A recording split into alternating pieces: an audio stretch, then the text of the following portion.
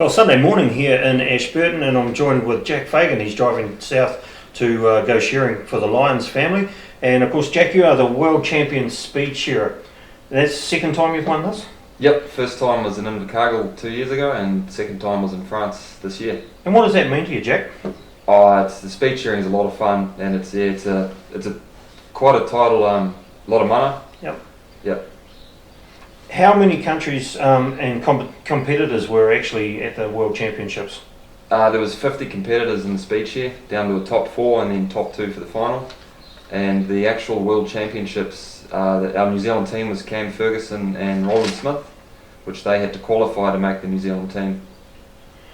Hey, the other thing I wanted to know, you're also commentating shearing these days. How'd you get into that? I was at the Radahi show one day, and my mate runs the show, and he says, "Oh, do you want to jump on the mic and help out?" I says, "Yeah, no worries." That'll be Jimmy Edmonds, I take it. Yeah. I think he did the same thing to me a couple of years ago, and I took over from you so you could get concentrated on the shearing. You like the commentating? Yeah, it's good fun. Get to meet a lot of really neat people and travel around. And you've been dual language as well, bilingual. You've been commentating in French overseas. Yeah, it's pretty hard on the brain trying to do it, but yeah, we get there. So you swap between English and French on the day? Yep, yeah, it gets pretty interesting. How do you say New Zealand shearers are the best in the world in French? Les tondeurs de Nouvelle-Zélande sont les meilleurs dans le mondial. Yeah, it sounded a lot quicker when I said it, but good on you. Here's a big question for you. If a young person wants to get into the wool industry, shearing or wool handling, how hard is it to do that, and where can they go? At the moment, we're sort of lacking in training.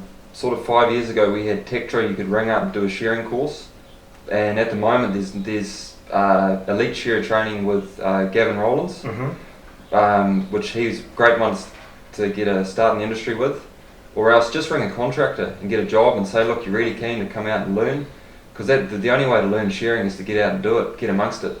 And you can make a fair bit of money out of shearing, but not only that, you can compete and travel all around the world, can't you? Yeah, so the top shearers in New Zealand or in the world at the moment, they'll be earning 6 figures, travelling the world, doing competitions, and at the moment there's a lot of opportunity to pick up a handpiece and travel. The world's crying out for shearers. So, what training do you do other than shearing for your competitions? I've got a 2-day gym circuit I do in the off seasons. Obviously the shearing workload's pretty hard on the body, so can't get to the gym all the time, but yeah, post and pre-season always try do something and keep the body moving is probably the main thing. So not just shearing on a day-to-day basis, but competing has now become a business for you. What is in store for 2020 for Jack Fagan? So we worked out the dates the other day. There's going to be about 25 competitions and 30 speed shears this season in New Zealand and Australia. So I'll probably do about 6 or 7 return flights to the South Island, 1 to Australia, and then back to Europe for summer next year. So yeah, a few emails getting put on the counter, yeah. One last question for you. You've travelled all around Europe just recently, and you've been right through England and France as well. What's happening with farming around the world as you see it? Pretty much exactly the same as what's happening in New Zealand, to be fair. Farmers are getting ridiculed for various different things going on.